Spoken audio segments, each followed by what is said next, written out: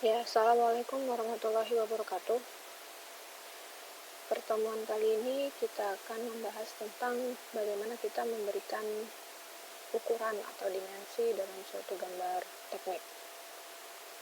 Oke, yang pertama, kenapa sih kita butuh yang namanya ukuran atau dimensi? Yang jelas, setiap bagian gambar itu harus diberi ukuran agar dapat diproduksi atau dibuat. Misalkan kita gambar rumah, misalkan desain denah rumah, ya kalau nggak ada ukurannya, nggak ada dimensinya, ya orang nggak bisa bikin, nggak bisa menentukan ini panjangnya berapa, lebarnya berapa, ketinggian, misal ada tangga, ketinggian tangganya berapa meter, dan seterusnya. Syarat ukuran dari suatu bagian dalam satu gambar tidak boleh lebih dari satu penunjukan. Contohnya misalkan silinder ya. Saya coba di sini. Silinder itu kan kalau digambarkan tampak depan dan tampak atas akan seperti ini. Ini tampak depan, ini tampak atas. Tampak atasnya lingkaran, tampak depannya kotak. Nah, pengukuran atau pemberian dimensi hanya boleh satu kali dalam satu gambar. Misalkan ini titik pusatnya ya, katakanlah ini diameter berapa misalkan. Nah, penunjukan dua kali itu maksudnya seperti ini. Jadi di sini ada lagi diameter titik-titik, itu nggak boleh tidak boleh seperti ini.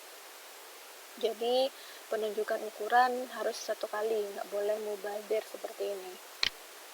Redundan namanya. Oke, balik lagi. Yang kedua, penempatan ukuran harus cocok, benar, dan mudah dilihat.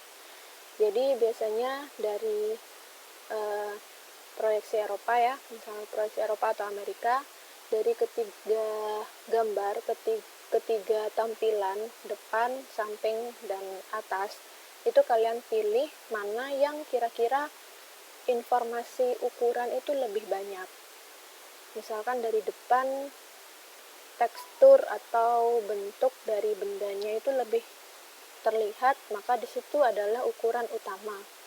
Di situ menempatkan ukuran semua ukurannya ditaruh di situ kecuali yang tidak bisa ditempatkan di situ.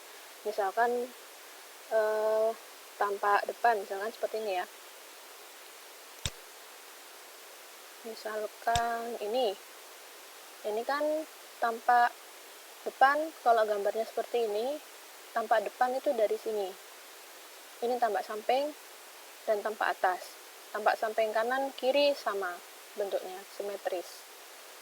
Nah, kalau tampak depannya kita pilih ini, maka ukuran yang kita taruh itu informasinya banyak diletakkan di gambar yang tampak depan.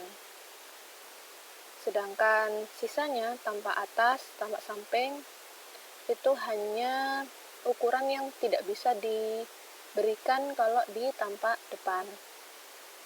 Jadi seperti itu ya. Kemudian ukuran harus lengkap pada tiap bagian gambar. Kadang kalau misalkan ada benda seperti ini, misalkan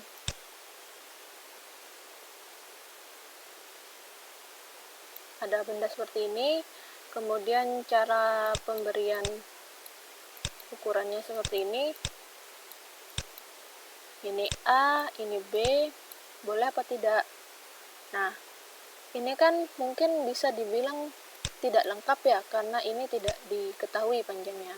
Tapi kita tidak perlu dua kali seperti ini, karena ini berlebihan.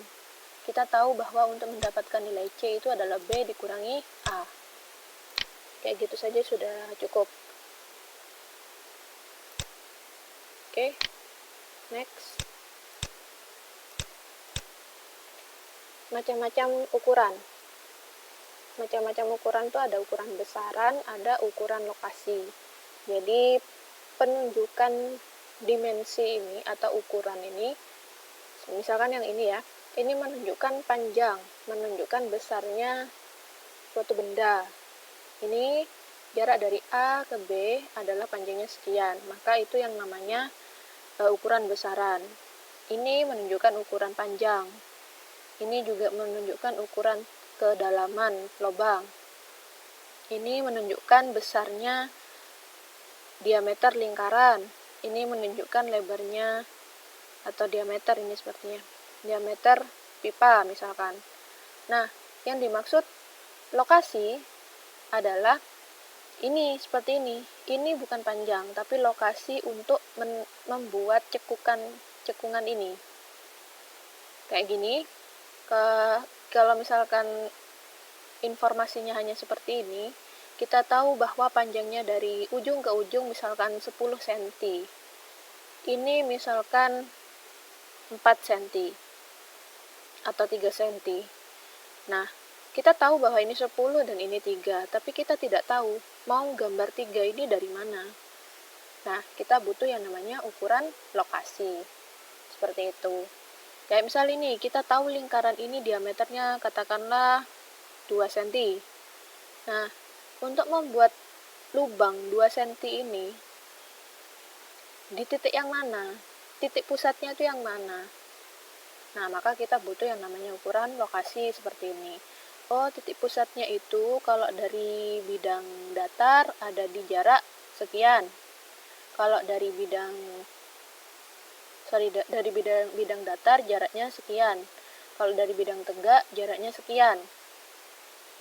Seperti itu. Itu ya, saya harap kalian paham bedanya ukuran besaran dan ukuran lokasi. Kemudian komponen ukuran dan arah penunjukan angka ukuran. Seperti ini cara menulisnya, makanya kalian butuh yang namanya mal huruf. Mal hurufnya silahkan cari ya, 0,35. Nah,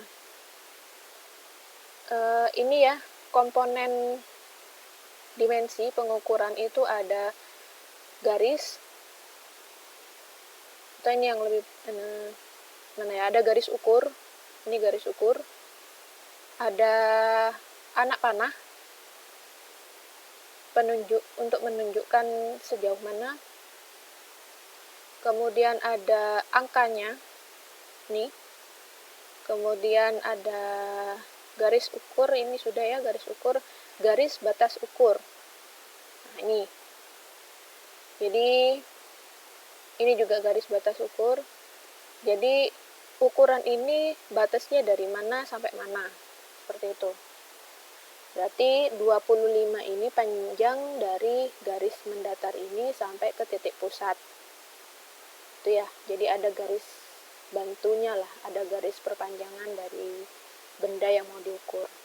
Seperti ini juga, 40 itu berarti dari jarak A ke B, 30 dari sini ke sini. Pengukuran atau cara menulis angka ukuran juga macam-macam, tergantung sudut mana kita meletakkan ukuran itu ya. Kalau misalkan seperti ini, kalau misalkan berdiri di sumbu Y, maka cara nulisnya seperti ini. Jangan kebalik ya. Misalkan ada benda begini. Nah, ini misalkan kita mau kasih ukuran, berarti cara nulisnya 12 atau 12. Yang bawah apa yang atas?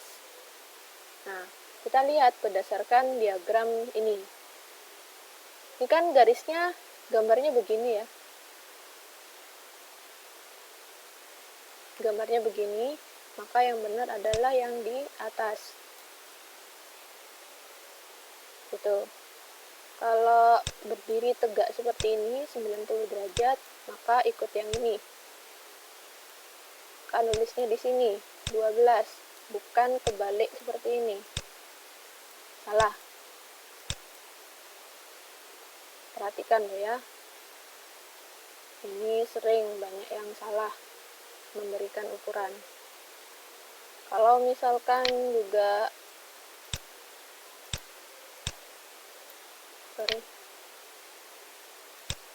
kalau misalkan seperti ini, nah yang ini berarti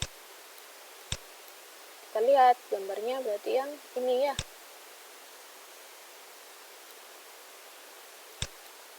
12 seperti itu.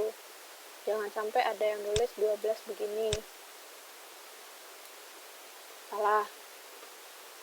Oke, selanjutnya begitu juga dengan memberi ukuran sudut. Sama, tergantung garis batas pengukurannya seperti apa. Itu ya. Next.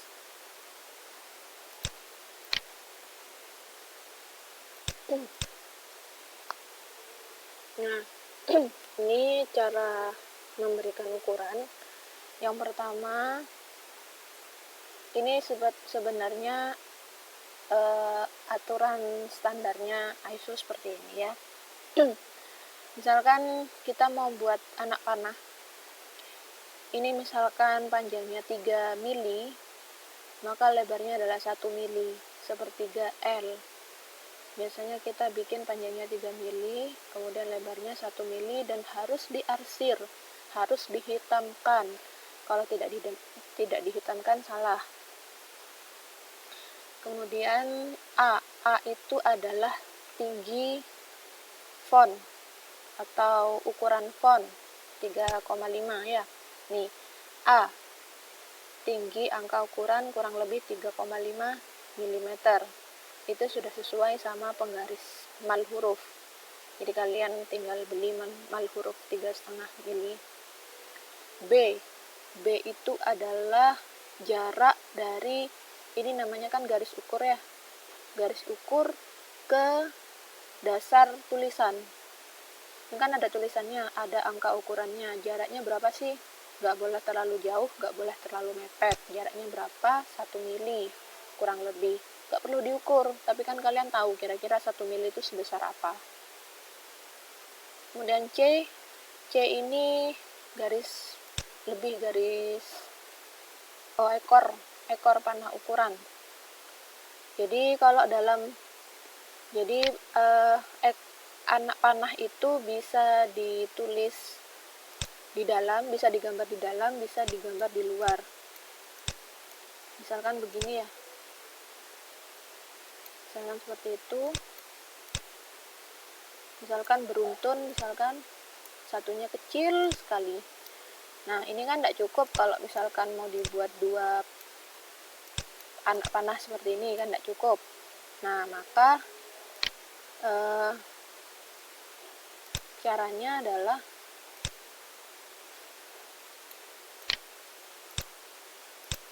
bikin di luar. Itu sah-sah saja. Seperti ini ya. Jadi ini A, ini B, itu tidak apa-apa.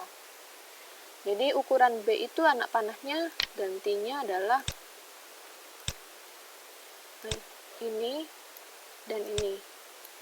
Jadi kalau dalam keadaan yang sempit, 2 anak panah tidak cukup, hanya cukup untuk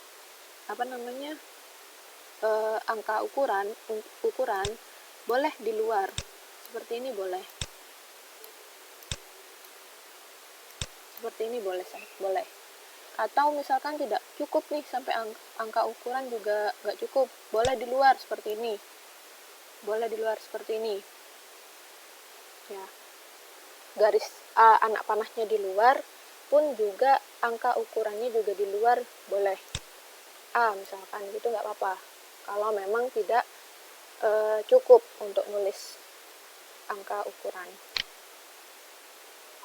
Kemudian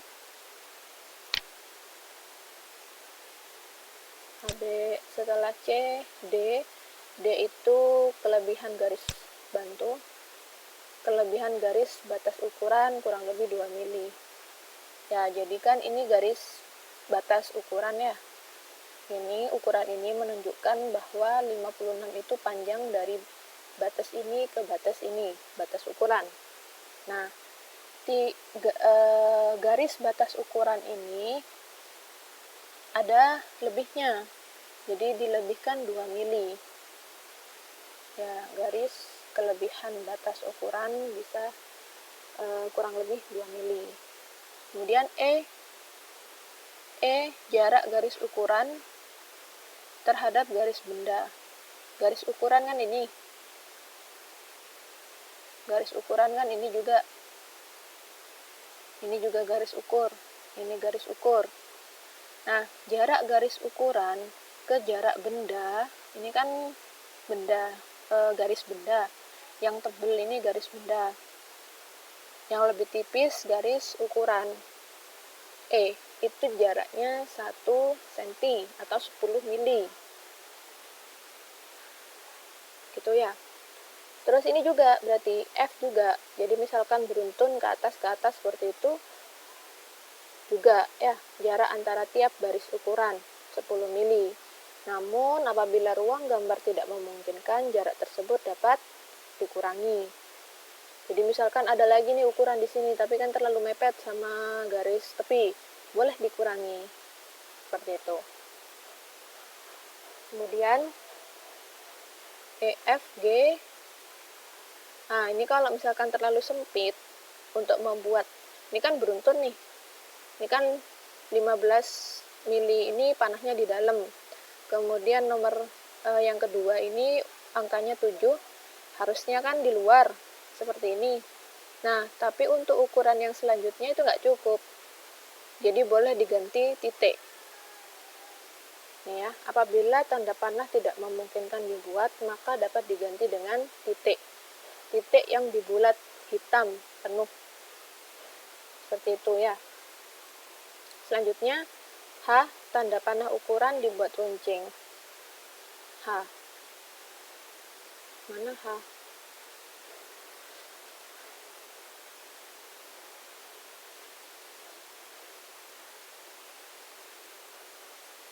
Tanda panah ukuran dibuat runcing dan dihitamkan.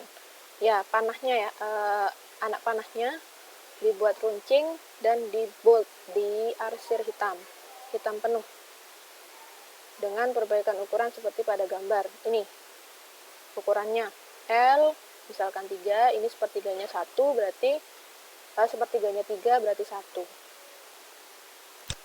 Seperti itu ya. Kemudian macam-macam susunan ukuran. Ada yang disebut berantai, sejajar atau paralel, gabungan, berurutan, dan ukuran terhadap bidang patokan. Contohnya seperti ini. Kalau ukuran berantai, ini ya ukuran berantai. Jadi ini mirip sebenarnya dengan bidang patokan ya, tapi ya beda lah. Ini berurutan, ini ada A, ada B, C, D, E, F, G, dan seterusnya, dibuat urut. Biasanya ini benda-benda yang bubutan, benda-benda yang silindris seperti ini, corak dia kan simetris ya bentuknya, gambarnya cuman dua pandangan saja, depan dan atas, sama kayak silinder itu kan tidak perlu tampak samping karena sama saja. Nah, biasanya benda-benda yang seperti itu, yang konturnya seperti itu, dia penyajiannya bisa berantai, bisa sejajar, dan lain-lain. Nah, kalau berantai itu sekali lagi ya, urut dari ujung ke ujung satu-satu seperti ini.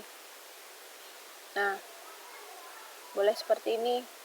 Pokoknya pokoknya urut, tiap kontur, tiap ada perubahan bentuk, nah itu ada ukurannya. Pokoknya dibuat ke samping, itu namanya ukuran berantai. Yang tadi sedikit saya bahas itu contohnya ini. Ini misalkan kita nggak tahu berapa nih kan. Ini kan tidak ada ukuran panjangnya berapa. Tapi kan kita diberikan informasi panjang keseluruhan benda. Jadi tinggal panjangnya berapa, panjang total dikurangi segini. Jadi ketemulah ini. Jadi kalau kita baca ukuran itu kadang nggak langsung dapat, memang kadang harus ini ngitung gitu ya. Kemudian ukuran sejajar itu seperti ini, paralel ya. Dia di apa namanya? Nah, ini yang saya maksud ukuran terhadap bidang patokan. Ini yang mirip ukuran terhadap bidang patokan.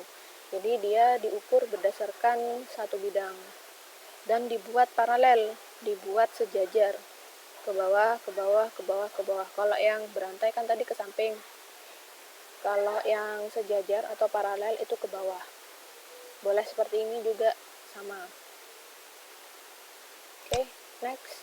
Gabungan ya, ini kan namanya paralel ya, sejajar, diurut ke atas. Ada yang berantai ke samping.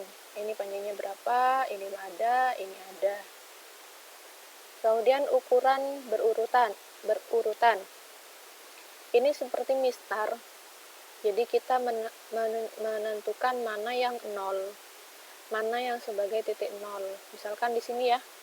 Misalkan ini 0, berarti jarak dari sini ke sini 15. Jarak dari titik pusat yang lingkaran kedua ke 0 adalah 29. Dan seterusnya, berarti panjang benda adalah 116. Kalau saya mau cari tahu berapa jarak dari ini, titik pusat yang 1 ke titik pusat yang kedua, atau 3 ke 4, ini adalah 65 dikurangi 51, ketemu jaraknya, gitu ya. Jadi ini seperti penggaris, ukurannya positif ke kanan semua, gitu ya. Kemudian yang contoh kedua seperti ini. Ini bidang nolnya nggak di ujung. Bisa, boleh seperti ini. Jadi kita menentukan satu bidang yang dibuat titik acuan pengukuran. Nah, kalau yang contoh kedua, bidang yang digunakan acuan 0 adalah bidang ini. Jadi kalau saya mau tahu ini berapa, jaraknya adalah 18. Dari sini ke sini 40. Berarti ini panjangnya berapa? Ya 40 kurangi 18. Berapa? 30?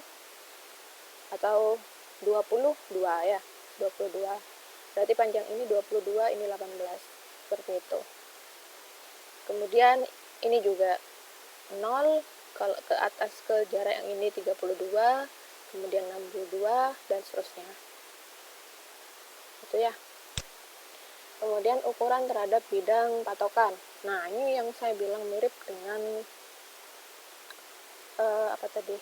sejajar atau paralel ya. Jadi ada satu bidang yang dijadikan patokan, nah semuanya diukur ke bidang tersebut. Dan disusun secara paralel ya, ke bawah. Simbol-simbol pada angka ukuran diantaranya seperti ini, banyak ya sebenarnya, banyak. Cuman umumnya ada diameter, ada R, ada kotak, bujur sangkar, ada bola, S, pearl, kemudian C, chamfer, seperti ini C3, C4 itu chamfer, M42 itu ulir, ukuran 42 kali 3 adalah kedalaman ulir 3 mili. Kemudian ketebalan plat T, dan seterusnya. Ya, untuk lambang diameter ya, R. Ini, lambang diameter bulat, kemudian dicoret dari kanan ke kiri. Bukan dari kiri ke kanan, atau pokoknya dari kanan atas ke kiri bawah ya. Bukan seperti ini, salah. Seperti ini yang benar. Kalau begini salah. Ya, yang ini salah. Oke. Kemudian untuk menunjukkan jari-jari ada R dan seterusnya ya. Ini contoh peletakan ukuran. Kemudian ini ada beberapa yang saya tunjukkan yang benar dan yang salah. Yang kanan ini benar, yang kiri salah. Yang kiri salah karena jarak dari garis ukuran, dengan garis ukur ya, ke garis benda itu terlalu dekat. Jaraknya tadi adalah 1 cm atau 10 mm. Jadi yang benar ini. Kemudian ini yang benar adalah yang B, yang kanan, karena garis ukuran ini memotong garis batas. Jadinya bisa terjadi salah persepsi, salah memandang, salah baca. Operatornya bisa salah baca ukuran. Nah kan kalau operator salah baca ukuran kan produknya yang dihasilkan gagal toh, salah. Yang ketiga nih, boleh ditaruh di dalam. Nah seperti ini kan itu bisa menimbulkan kemungkinan salah baca pada operator. Jadi bikin operator tuh bingung baca bendanya. Ini apakah lubangnya lurus ke dalam? Ini garis benda ataukah garis ukur? Kalau ini garis benda maka artinya lubangnya kenapa dan seterusnya gitu ya. Jadi biar memudahkan operator dalam menginterpretasikan gambar, dalam membaca gambar. Nah, ini salah karena tidak rapi lah istilahnya ya, tidak rapi, tidak ini garis ukur terpencar, tidak mengelompok. Kemudian nah ini ukuran untuk bagian dalam dan luar benda tidak dipisahkan. Jadi ini seharusnya, ini kan lubang ya, kalian belum belajar arsiran, belum saya kasih tahu materi tentang arsiran. Jadi ini kan sebenarnya lubang, ada benda kemudian dilubangi, bentuk lubangnya seperti ini. Jadi ini adalah bagian dalam dan ini bagian luar. Sebaiknya ukuran untuk bagian luar itu dipisah dengan yang dalam. Kalau ini kan jadi satu, ukuran luar diukur jadi satu dengan ukuran dalam. Ini kan benda dalam, ukuran dalam diukur jadi satu dengan ukuran luar. Harusnya seperti ini. Ini luar gabung sama luar, boleh tuh dipatok patokannya satu bidang seperti ini boleh. Nah untuk yang ukuran dalam juga jadi satu patokan tapi terpisah, luar sendiri dalam sendiri, jangan disamakan kayak gini. Oke, itu saja dari saya. Tugasnya adalah membuat ini lengkap dengan ukurannya. Nah seperti yang tadi saya bilang ya, kalau bentuknya seperti ini, informasi paling banyak taruh atau tetapkan sebagai tampak depan. Nah, mau nggak mau berarti tampak depan dari sebelah sini ya, sebelah kanan. Nah, tampak depan itu kan sudah menggambarkan, oh bendanya seperti ini loh.